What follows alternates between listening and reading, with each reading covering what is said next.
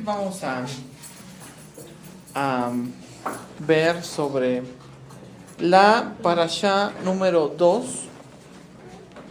que es la parashá que corresponde hacia lo que es Noaj. Noaj es la parashá número 2, así que si ustedes pueden apuntar esto o después lo puedan ir llevando para leerlo, pues sería muy bueno, porque las parashá hay que estarlas estudiando.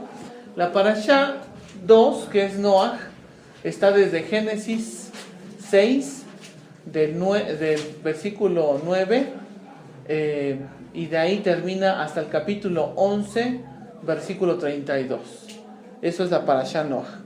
Y también está lo que es la Haftará, el complemento de Isaías 53, que lo conocemos muy bien, del 1 al 54, del versículo 1 hasta el 54, verso 10. Y en la Mishnah Netzarita, o conocido por algunos mal conocido como Nuevo Testamento, es el libro de Meir o Marcos, capítulo 2, del 1 hasta el versículo 28. Son esas porciones las que se van viendo semanalmente. Entonces, hoy vamos a ver sobre entender la parashá Noaj. La parashá Noaj es una parashá muy bonita, pero a la misma vez es muy reflexiva. Durante el tiempo en el que se venía viendo sobre el hombre, ya había estado Adán, ya estaban sus hijos. Después se vino una serie, en el capítulo 5 se nos viene una serie de hombres, cómo es que vienen la descendencia. Llegan hasta un hombre llamado Noaj. Noaj significa reposo. Y es un bonito nombre, que es Noé en español transliterado, significa Noé. Pero este reposo tenía que venir a dar porque en los versículos, del versículo 5, si vamos al capítulo 5, por favor, en el capítulo 5 se nos dice: Lamec, dice, vivió Lamec 182 años y engendró a un hijo, y llamó su nombre Noé o Noaj, diciendo: este nos aliviará de nuestras obras y del trabajo de nuestras manos a causa de la tierra que Adonai maldijo. Y vivió Lamec después que engendró a Noé 595 años y engendró hijos e hijas. Y fueron todos los días de Lamec 777 años y murió. Y siendo Noaj de 500 años engendró a Sem, a Cam y a Jafet. Esta parashá es importante en el sentido de que nos da el panorama hacia lo que tiene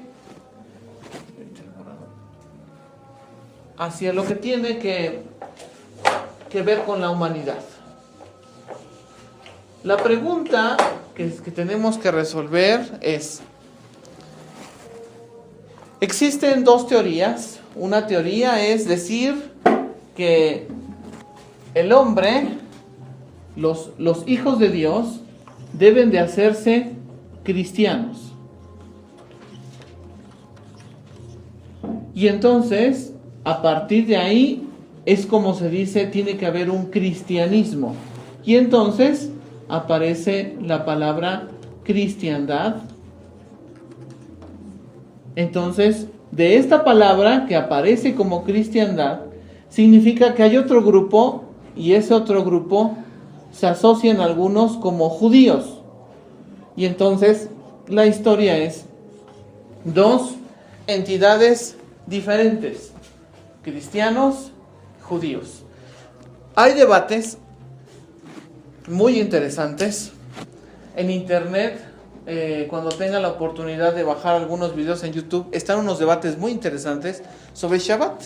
Y están un pastor cristiano contra una persona que conoce raíces hebreas, y hacen un debate viendo el por qué ya no se debe celebrar Shabbat.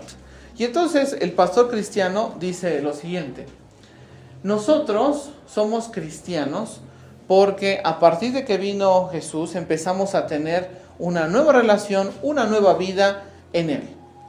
Y entonces el comentario cristiano solamente es decir que la humanidad no tiene que mezclarse con judíos porque ese fue un pueblo que estuvo anteriormente. Muy bien. Vamos entonces a tratar de entender este versículo.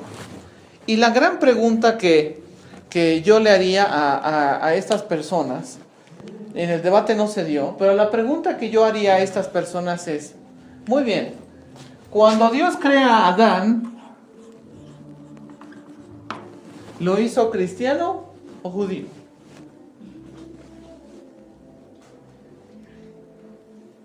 Porque de ahí partiríamos. En ese debate se discutió en otros temas, y sí estuvo muy interesante, muy interesante. Pero mi tesis partiría de, si nosotros tenemos que ser cristianos, el primer hombre que existió, ¿Dios lo hizo judío o cristiano? Ninguno de los dos. La tribu de Judá todavía no estaba y cristiano ni siquiera está. Ok. Entonces hablemos de la descendencia de este hombre llamado Caín, Abel, posteriormente Set. Sigo con la misma tesis. Estos tres hombres que aparecen en la Biblia, ¿quién de los tres fue judío, cristiano? ¿Quién fue de los tres si fue un realmente hijo de Dios? El punto del cristiano, dice, es que tenemos que ser unos verdaderos cristianos. Caín, Abel y Set, ni judío ni cristiano. Chao. De ahí, de los personajes que se nos vienen, aparece este hombre llamado Noé. La pregunta viene siendo la misma. Noé se hizo cristiano cuando aceptó hacer el arca, dijo, Señor Jesús, yo te acepto en mi corazón, entra en mi vida, ahora soy una nueva persona, ahora sí puedo construir el arca, ya soy un hijo de Dios. No lo hizo. O dijo, yo soy descendiente de la tribu de Judá. Tampoco. Allí es donde tenemos que entrar a entender esta parashá. Y es sumamente importante, porque conociendo bien esta parashá y entendiendo esta parashá, podemos entender por qué Dios, si creó al mundo, y después de crear al mundo, puso en el huerto al ser humano, que dice varón y hembra los formó, que ese es un tema que en otra ocasión lo podremos ver. ¿Cómo es que dice que los formó varón y hembra y solamente después construyó a Eva? No dice hizo a Eva, dice la construyó. Significa que cuando construyó el primer ser humano era tanto hombre como mujer, no homosexual, no gay, ¿sí? Esa es otra cosa. Entonces,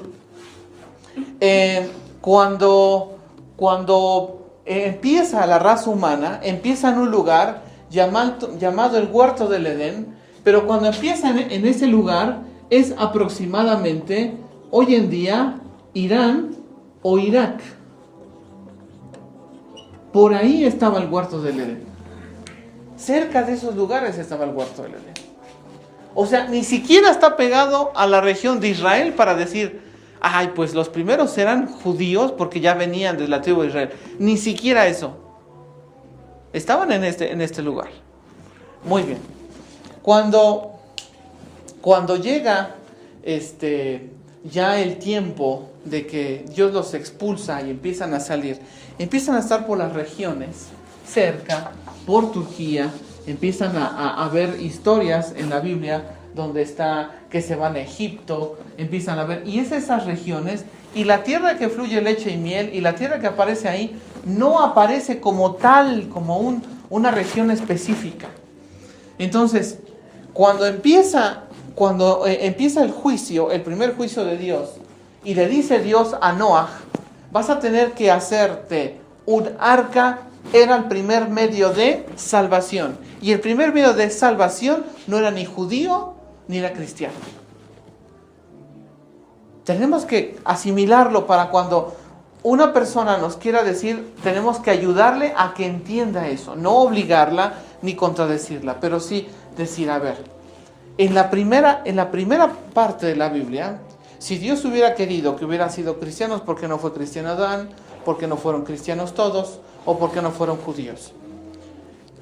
Ahí es donde empieza, en esa parashá, empieza un hombre que se llama Noaj. Y Noaj, dependiendo de lo que eran los días, Dios cataloga a Hugo de acuerdo a estos días. Y Dios catalogó a Hernán Cortés de acuerdo a esos días. Y Dios cataloga a Moisés de acuerdo a sus días.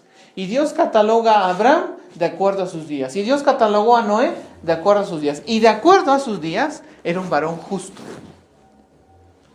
Pero dicen los jajaminos, los sabios, que de acuerdo a Noé, junto con Abraham, Noé hubiera sido catalogado como un pecador.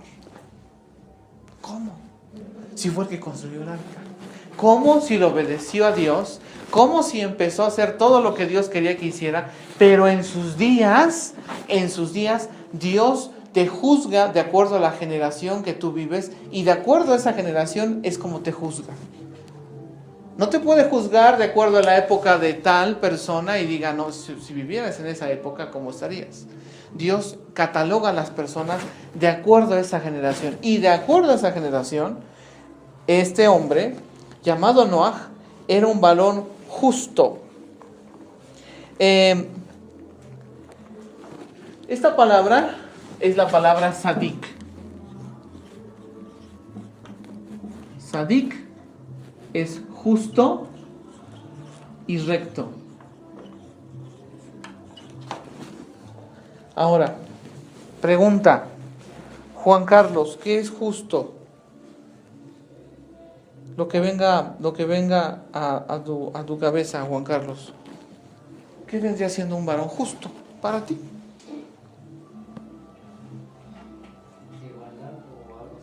Igual, o sea que no daba de más, ¿ok? Hugo, si dice que era justo y recto, ¿qué será recto? ¿Cómo será? Actúa con justicia. Que actúa con justicia. Bueno, cuando la palabra justo y recto está en la palabra sadik, tiene que ver con que era un hombre que podía reconocer sus errores y sus faltas y las corregía. O sea, era justo, decía, ok, me equivoqué, voy a remediar esto, voy a hacerlo. En sus días, Dios le catalogaba como justo, que él, dentro de todos los malos y males que había, Noé no era el más perfecto. No dice que era un hombre muy perfecto, sino aquí en hebreo dice que era sadik. Y sadik era un hombre recto y justo. Intentaba. Pero una de las cosas que había en ese tiempo, sadik, justo y recto, es que no se involucraba en nada sexual. En ese tiempo, la manera en que estaba viendo en la tierra era una depravación sexual, de inmoralidad, tanto de hombres con muchas mujeres con muchos hombres, de hombres con hombres, de mujeres con mujeres. Tanto que dice los Midrashim que los animales empezaron a hacer lo mismo. Los animales se cruzaban razas con otras razas. No es correcto delante de Hashem si nosotros tenemos un gallo, un pollo, y lo queremos cruzar con otro gallo y otro pollo de otra raza. Eso es incorrecto ante el Eterno. ¿Sí? Los gallos de pelea son híbridos, ¿no? Eso no tiene que ser. Los perros, delante del Eterno y por todo lo que vamos estudiando en la Torah, si tenemos un perro de una raza, tenemos de procurar de cruzarlo con otro de la misma raza, que se preserven esas razas. Pero no podemos cruzarlo que pues este pitbull con ¿cómo se llama? Chihuahua, o vamos a cruzar maltés con bulldog, o cosas así, porque eso es lo que empezó a pasar en ese tiempo. Empezaron a mezclarse todo lo que empezó a pasar, tanto que el Eterno, cuando le dijo que ningún ser viviente viva, ¿quién creen que iban incluidos? Los animales. Y de los animales que se consideraban puros, que es un tema muy importante, entonces fueron los que Noah dijo, voy a tener que meter al arca. No voy a narrar más lo del arca porque el tema no es ver el arca, pero una vez que entran al arca, Xochitl, ¿te acuerdas cuántos entraron al arca? ¿No? ¿Janet? ¿Hugo? 8. Nada más. Entró Noé, su esposa, Sem, Cam, Jafet, sus 3 esposas, 8 personas. Nada más. La pregunta es, ¿había mucha gente en ese tiempo? Sí. El capítulo 6, vayan al capítulo 6, dice, aconteció que cuando comenzaron los hombres a multiplicarse sobre la faz de la tierra, le nacieron hijas que viendo los hijos de los hombres que eran hermosas, tomaron para sí mujeres, escogiendo entre todas. Y dijo Adonai, no contendrá mi espíritu con el hombre para siempre, porque ciertamente él es carne, mas serán sus días 120 años. Había gigantes en la tierra en aquellos días, y también después que se llegaron los hijos de Dios a las hijas de los hombres, y les engendraron hijos. Estos fueron valientes, que desde la antigüedad fueron varones de renombre. Y vio Adonai que la maldad de los hombres era mucha en la tierra, hombres, y que todo designio de los pensamientos del corazón de ellos era de continuo solamente al mal. Y entonces, una vez que está todo eso, construyamos el arca. Se construye el arca y vámonos rápido hasta el final de esa porción. Cuando bajan del arca, ¿cuántos bajaron entonces, Juan Carlos? ¿Cuántos bajaron del arca? Si subieron 8, ¿cuántos bajarían? 8. Los 8 bajaron. Si ya antes había pecado y ninguno de ellos era ni judío ni cristiano, ahora viene Noé con su familia. Y nada más eran 8. Bajan. ¿Cuántos empiezan la raza humana? 8. Ok. Vuelvo a preguntar. Noah con su familia, judío o cristiano, tampoco era. Entonces, ahí es donde empieza algo que se llama el pacto. La Biblia habla de un pacto antiguo que Dios hizo con el representante de la raza humana que sobrevivió al diluvio. Este hombre se llamó Noah o Noé, que significa descanso o consuelo. Adelante. Aquí dice, Bereshit 9, he aquí establezco mi pacto con vosotros y con vuestros descendientes después de vosotros. Empieza un pacto. Y esto es lo que yo quiero llegar a este punto, a ver si me logro dar a entender. ¿Por qué nadie nos habla de este primer pacto?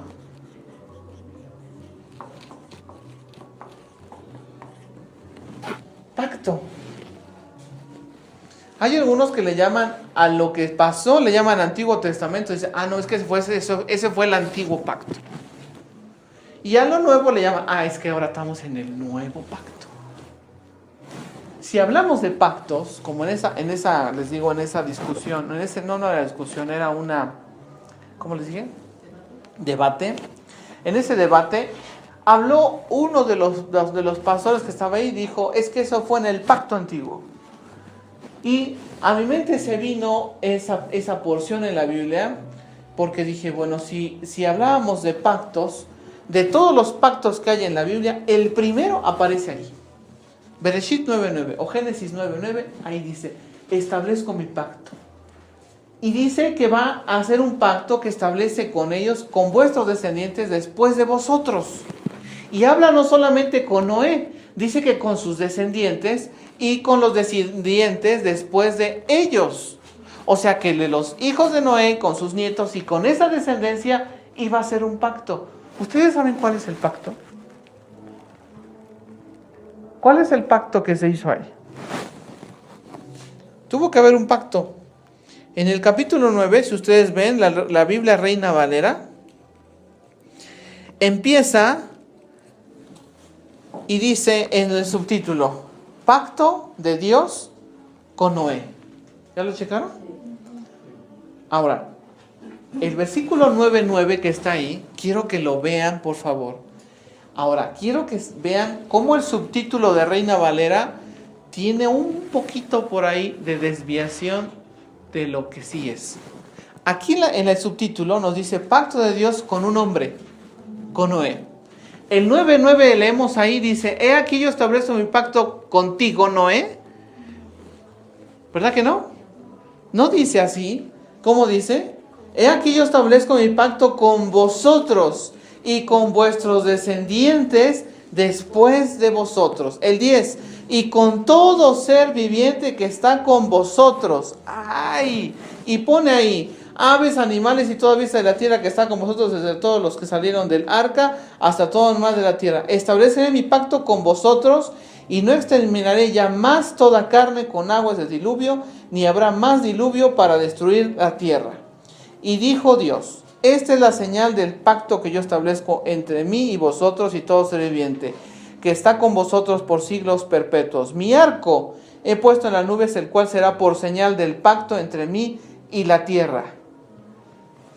Y sucederá que cuando hagas venir nubes sobre la tierra, se dejará ver mi arco en las nubes, y me acordaré del pacto mío que hay entre mí y vosotros.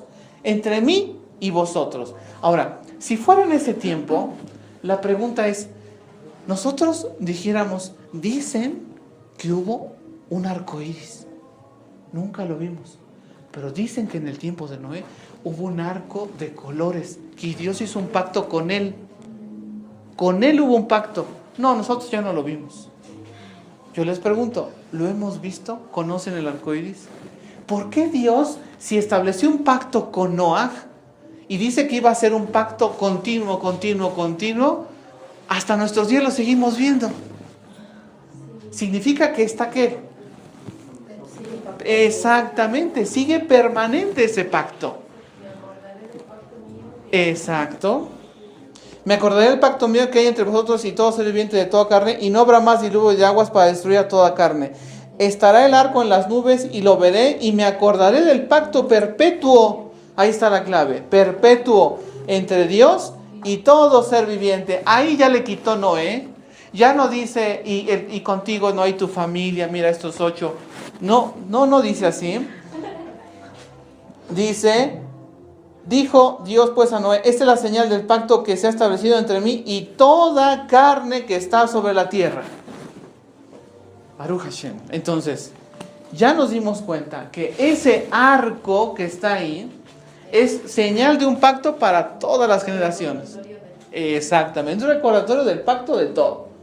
Ya nos quedó claro que ese primer pacto llega hasta nuestros días y lo seguimos viendo. Adelante. Algunas personas piensan equivocadamente que hay que hacerse cristiano para ser salvo. Ese es un error. Otros piensan también equivocadamente que hay que hacerse judío para ser salvo. Ni hacerse cristiano ni hacerse judío garantiza la salvación a nadie. Aquí no estamos convenciendo a nadie a hacerse judío, no estamos convenciendo a nadie a hacerse cristiano. Eso es muy importante que nos quede claro para poder entender la salvación de qué. Vamos adelante. ¿Qué significa ser salvo? Básicamente es tener parte en el reino mesiánico o reino por venir. Debe uno ser aprobado por Dios. Solamente los que hacen la voluntad del Padre podrán entrar. ¿En qué? No dice que para poder alcanzar eso nos tenemos que hacer ni judíos ni cristianos. Eso posteriormente lo podemos decidir, pero no es el punto fundamental. Vamos adelante. Algunos niegan la existencia de la vida después de la muerte física aquí y ahora, pero la Biblia nos informa de la existencia de otra vida que viene, aparte de la diferente de la que ahora conocemos y experimentamos. Adelante. La Torá habla de dos tipos de pueblos. Y aquí es donde entramos. Y que nos quede muy claro esto. Hoy en día existen muchas ya doctrinas, tanto cristianas como judías o mesiánicas, que lo único que están haciendo es jalar adeptos y tenerlos, pero no se están analizando los pasajes de una perspectiva correcta. Por ejemplo, en el caso de los cristianos, obviamente se habla de que pues a partir del Nuevo Testamento ya. Pero hay otra corriente que es el de los judíos, ya sea judíos mesiánicos o judíos ortodoxos, donde obligan a las personas a ser parte de ese pueblo y prácticamente las sesiones que tienen son muy rápidas para que las personas ya lo hagan y decidan estar en ese grupo. Ambas naciones, la de Noaj y la de Israel, descienden de un tronco común. Vamos a ver adelante. Entonces, de Adán y Eva, cuando se viene hablando, venimos viendo que existen naciones. Y esto que está aquí como naciones, vamos a entenderlo desde Noaj. ¿Cómo desde Noaj? Noaj tuvo 3 hijos. ¿Cómo se llamó el primero? Sem. El segundo, voy a poner a Jafet. Y al último voy a poner a Cam. Sí está Sem, Cam y Jafet, pero voy a ponerlo ahorita así. A partir de acá, vamos a entender en la historia bíblica que Sem vienen siendo posteriormente de esa raza de Sem, surgieron mucho después, no ahí luego, mucho después, los judíos, y también de esa misma raza nacen los árabes. Entonces es muy importante conocer esto. Judíos y árabes vienen de Sem. Hay una palabra llamada antisemitismo. El antisemitismo es cuando dice una persona: yo no creo nada de eso, ni quiero, ni acepto, ¿sabes qué? Yo soy antisemita. O sea, yo no creo nada de los judíos, pero involucra también a los árabes. Una persona que odia a los árabes es antisemita, porque es de la tribu de Sem. Jafet tiene que ver con toda la región de Europa, Asia, ¿sí? Oceanía. Para allá se dirigieron todos los descendientes de Jafet, que están en el capítulo 10 de Génesis. Se empezaron a dividir en esas regiones.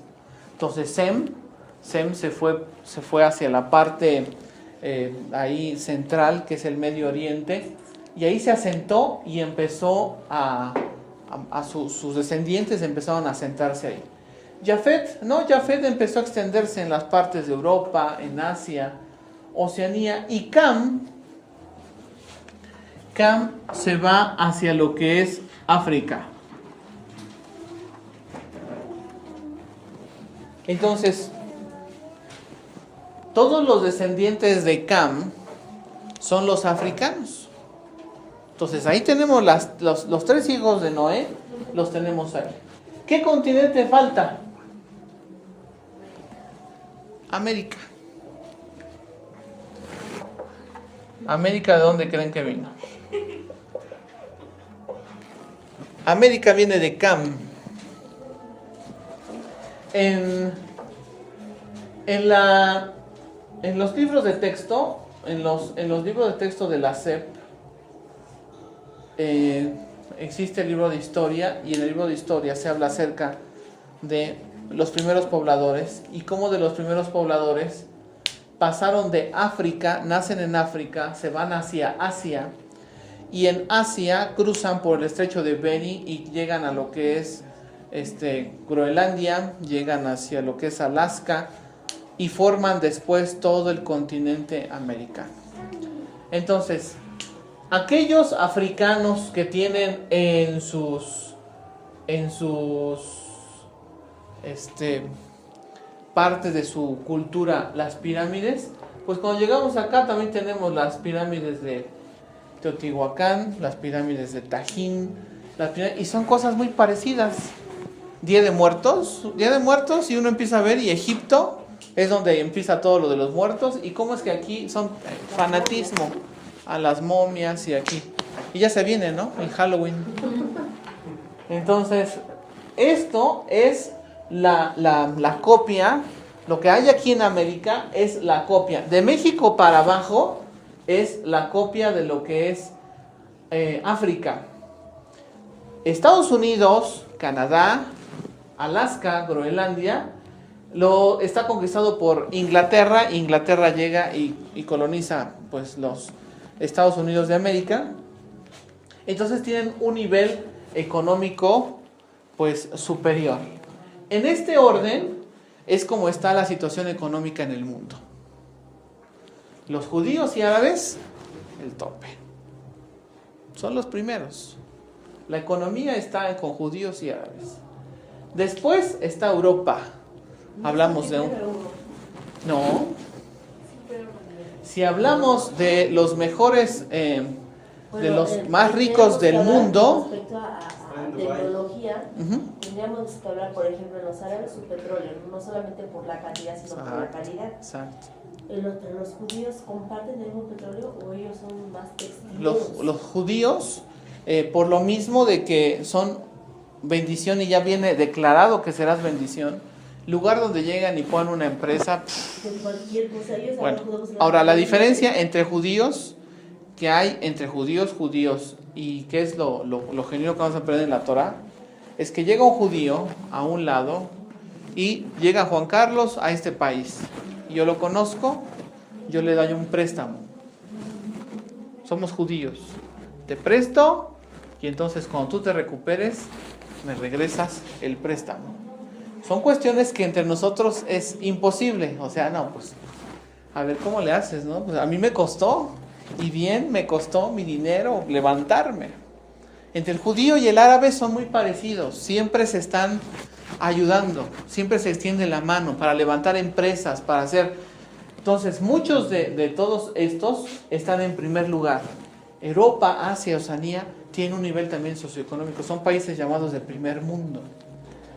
Pero América, ¿cómo estamos? Y luego todavía le vamos a la América, algunos que le van a la América, pues todavía está peor, ¿no? Ya con el nombre América ya tenemos, y luego le ponen a un equipo América, pues más para abajo.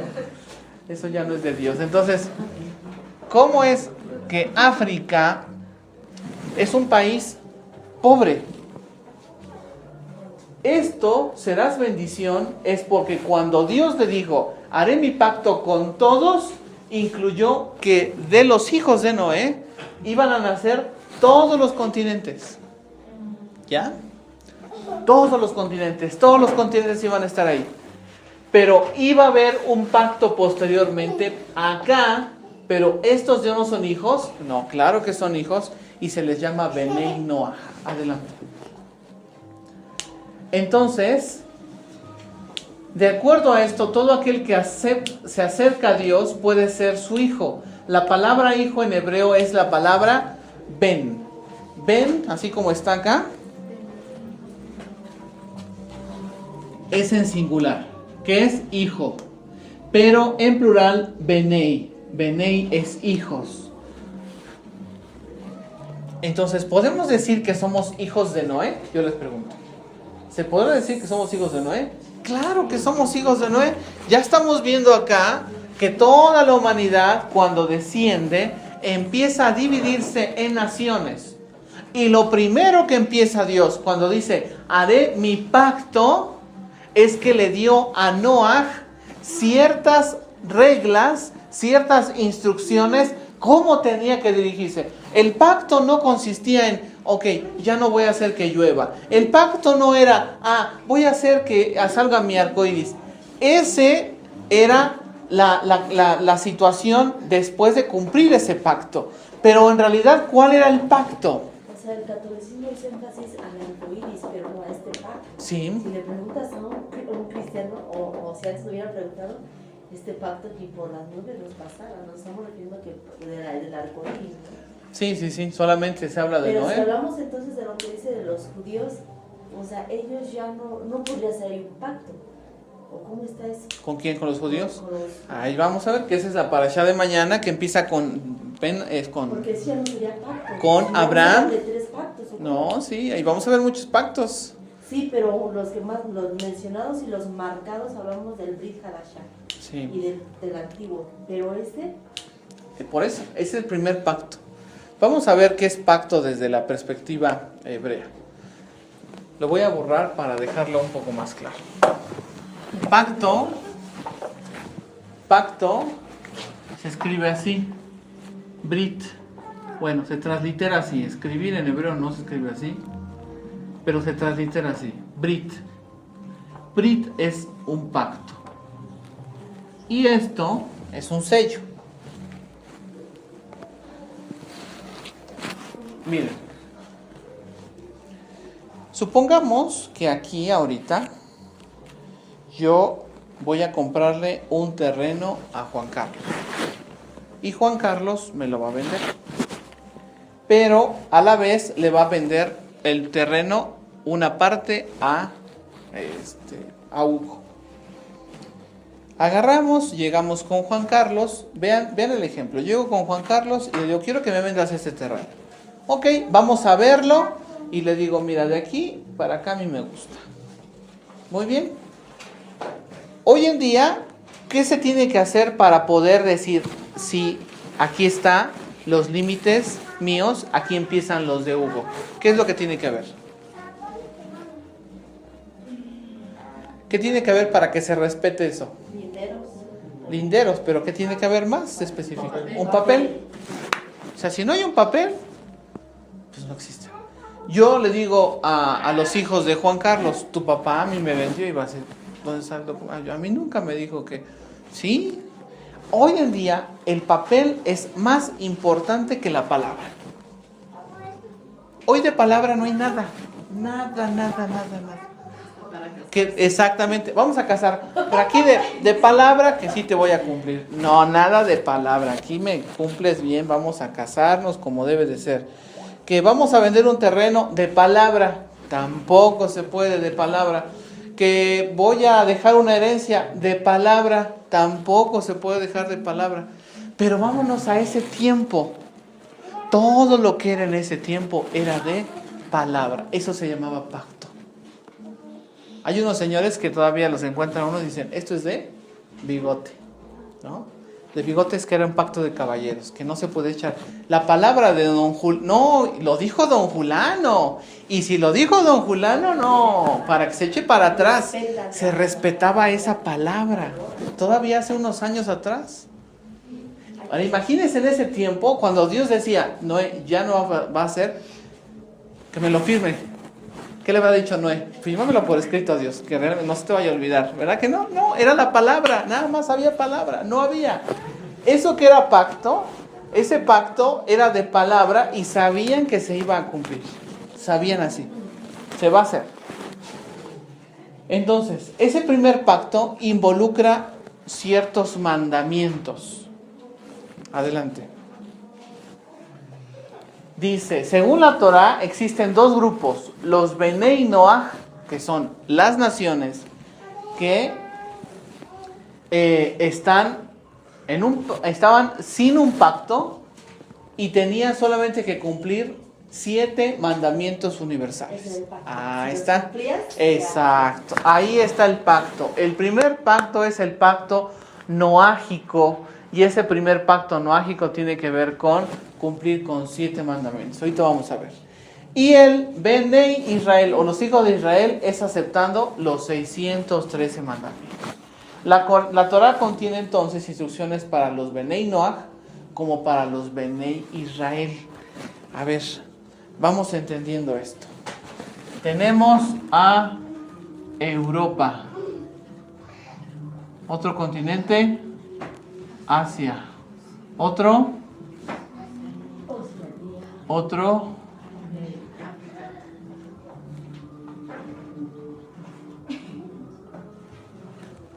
¿cuál otro? África. Todos estos son continentes. Cuando Dios elige a un pueblo, elige a Israel. Y cuando empieza a hablar de su pueblo, empieza a hablar de Israel. Ajá. Y si hablamos de Europa y los alemanes, ajá. Y los chinos, ajá. Y los de, ¿cómo se llaman los de Oceanía? Australianos. Y los mexicanos. Y los de Sudáfrica, los de África, Egipto, Turquía, etcétera, etcétera. Perdón, Egipto, sí, Egipto. ¿Cómo es que voy a decir, ellos qué? Señor, ¿qué es lo que pasa con ellos? ¿Ya no hay nada? Aquí es donde se empezó a agarrar en el 325, decir, Israel ya no, ahora todos ellos deben de hacerse cristianos. No, eso no existe. Eso no existe en la Biblia. ¿Por qué vino trayéndonos un pacto? Se nos habló de un pacto de Noé para después que digas, ese ya no sirve. ¿Por qué nos habló de un Abraham? No, él ya no sirve. ¿Por qué nos fue hablando acerca de un Jacob? No, él ya no sirve. ¿Por qué nos habló acerca de la tribu de Judá? No, él ya no sirve. ¿Por qué nos habló de José? Eso ya no. ¿Por qué nos empiezan a meter ciertos pastores a decirnos que eso es lo pasado y que nos sirve como una enseñanza, pero que no está vigente? ¿Por qué Dios lo pondría, hablaría de pacto, si no va a estar vigente más que un periodo de tiempo? Como que es un poco ilógico decir, Dios cambia cada rato de parecer, dependiendo cómo haya estado. Los que sí cambiamos de parecer somos nosotros, pero Dios no. Dice que Él no es hijo de hombre para que mienta. Entonces no puede ser que haya hecho un pacto. A todos estos, antes de que estuviera Israel siquiera, se empezó con algo que se llama los 7 mandamientos universales. Adelante. Entonces, los 613 mandamientos, cuando se empezaron a poner, unos eran para sacerdotes, para hombres, para mujeres, para reyes. Y algunos solamente si existe el templo. Adelante. En el Brit Hadashah, Pacto Renovado o Código Real, más traducido como Nuevo Testamento, se documenta que cuando se reunían en una sinagoga había 3 grupos de personas. Y eso es lo vamos a recalcar para que ustedes se acuerden. Había temerosos de Dios, y todos esos temerosos de Dios llevaban un pacto que desde Noé hasta el tiempo donde vino Yeshua HaMashiach venían haciendo primero los Benei Noach. Hay comunidades que ustedes pueden ver que existen en el mundo y se llaman Noágidas. Ya hablan acerca de Noach. Y son gente que está viendo las raíces hebreas, pero está empezando por esto. Prosélito y judío. Adelante.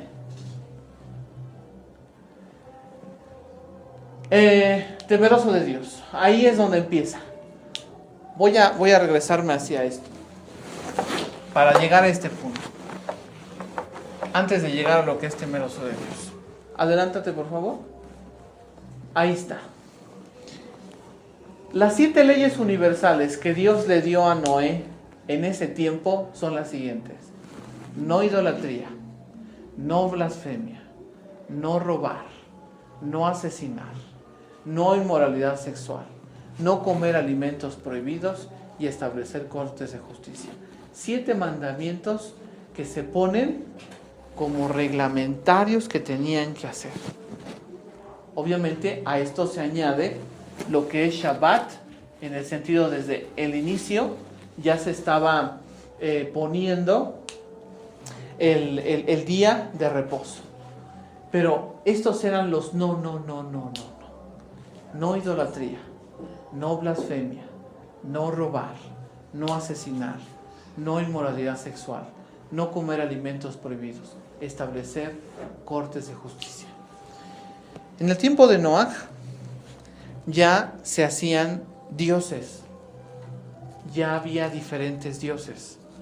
De hecho, por eso vamos a ver en la parashá que tocaba hoy, que es Lech Lejá, y mañana con Abraham. Abraham venía de una cultura idolátrica. Venía de Irak y de Irán, y ahí donde después había sido el huerto del Edén y a los alrededores desapareció el huerto, se hizo algo idolátrico. Blasfemia tiene que ver con muchas cuestiones que en su momento vamos a ver una por una. Una por una. Está profundo esto, una por uno. Robar está desde robar algo físico, como tiempo, como más. Asesinar está desde asesinar humanamente a una persona, como hablar mal de una persona, y eso también se le llama asesinar. La palabra lashon hara o lengua mentirosa también se llama asesinato. Inmoralidad sexual viene, vamos a ver los temas desde homosexualismo, bestialismo, adulterio, fornicación, todo esto. No comer alimentos prohibidos, pues tiene que ver con los animales kosher y no kosher. ¿Qué animales debemos comer y qué animales no debemos comer y por qué? Y establecer cortes de justicia es porque Dios nunca dejó que el ser humano se dirigiera como él quisiera, sino una de las partes importantes es que tenía que haber alguien quien dirigiera a un pueblo.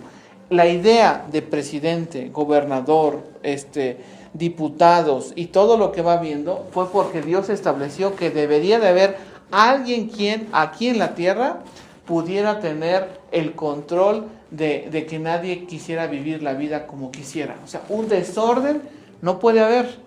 O sea, imagínense un país sin reglas. O sea, no, aquí no hay semáforos. Aquí nos pasamos todos como podemos. Y si hay lugares así, hay lugares así. En Veracruz, había un lugar donde fui a dar clases y llegamos por ahí y el hermano que nos llevaba en una camioneta nos decía, y yo le decía, ¿y aquí cómo pasan? Era un crucero. No, aquí es puro valor mexicano. O sea, aquí el primero que quieras pase, el otro, así. Pero entonces no hay reglas. O sea, si hay un accidente, si hay un choque, no puedes decir, tú te pasaste el alto, tú tenías el rojo. O sea, ahí los dos, de plan, digo, si hay un golpe, pues cada quien paga sus daños. Pues qué difícil, ¿no? Porque si el otro quedó peor que el otro, pues ¿cómo va a pagar sus daños? Entonces, establecer cosas de justicia. Todo esto es lo que Dios nos permite que solamente cumplamos. Y cuando empezamos a conocer la palabra de Dios, es impresionante cómo es que este libro llamado Biblia, por mano negra que han metido algunos, han dicho, no empieces a leerla desde acá, tú empiezas a leerla desde acá, mira. Aquí empiezas con los evangelios, y cuando empieces con los evangelios, no empieces con Mateo. Yo les digo porque así yo enseñaba, O sea, yo les digo lo que yo también enseñaba. Le decían yo, mira, primero, para que se te haga más fácil, empiezas con el libro de Juan. Ya que acabes con el libro de Juan, te lees Mateo, Marcos, Lucas, y ya que hayas leído eso, te vas a Hechos y te lees hasta Apocalipsis. Ya que leíste todo, ahora sí te vas y empiezas a leer Génesis. Fíjese. Y así enseñaba. Así enseñé muchas generaciones del instituto. Y salían con la misma idea. Así tienes que enseñar. Y todo era transmisión, ¿no? Era una transmisión. Entonces, la idea era que, pues, era como les puse una vez un ejemplo, que era como ver la película pasadito de la mitad. Y les digo, empieza desde acá. No, ahora te regresas y la ves un poquito para atrás. Ahora, adelántale y vete hasta el final. ¿Ya acabaste? Ahora empieza a verla desde el inicio. Ahora empieza desde el inicio. Ahora sí, para que vayas entendido por qué acabó así. No, pues eso es lo que se viene haciendo. Exactamente. Pero ¿por qué entonces se brincaban esto? ¿Por qué en el cristianismo no se conoce ese primer pacto? No se nos habla de Noé y aparece en los primeros capítulos de Noé. Se nos habla de qué es lo que tenemos que entender, estudiar. ¿Por qué? esto que está acá son las primeras 7 leyes que ustedes van a tener que aprender y vamos a ir aprendiendo cada una de ellas y si Dios lo permite vamos a poder entender cada una de ellas cómo se subdivide. Yo les pregunto, ¿qué es más fácil, Xochitl, 613 o 7? 7. Juan Carlos. Janet. Hugo. ¿Sí o no? Es más fácil. Pero Está Bueno, aquí. bueno, para los que le llaman el nuevo pacto, Sí. ¿cuáles son sus nuevas leyes? es que ahí está la cosa, que cuando se habla del cristianismo, uno le dice, ¿tú crees que los 10 mandamientos deben de cumplirse? Claro. Y entonces es donde empieza el enredo, por fin. Lo pasado, pasado, pero los 10 mandamientos no son pasados, no, esos sí son vigentes. Una cosa que es un poco, por ejemplo, si hablamos de la unción con aceite para orar con enfermos, la manejan por Santiago, la manejan por la Biblia, pero si uno ve la unción con aceite desde tiempos antiguos como era, la ve uno anteriormente. Ve uno lo del diezmo. El diezmo, si uno solamente como cristiano digo, es que aquí dice la Biblia, yo no voy a tener bases para explicarles yo a ustedes el diezmo con el Nuevo Testamento. Tengo que irme al Antiguo Testamento para entender lo que era el diezmo. Sin embargo, se sigue hablando del diezmo. Si hablamos acerca de todos estos términos, unción, orar por enfermos, diezmo, es presentación de niños, todo esto es hebreo, viene con raíces hebreas. ¿Por qué se presenta a los niños? Porque un día Jesús cuando nació lo presentaron en el templo, pero él era judío.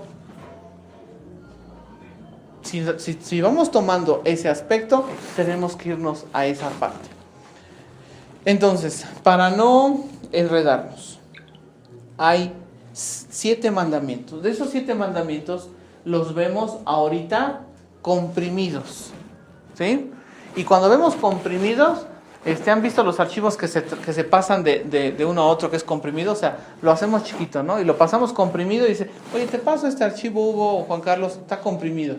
Entonces cuando lo pasan comprimido, pues pasa ahí. Pero cuando lo descomprimimos, sale un montón.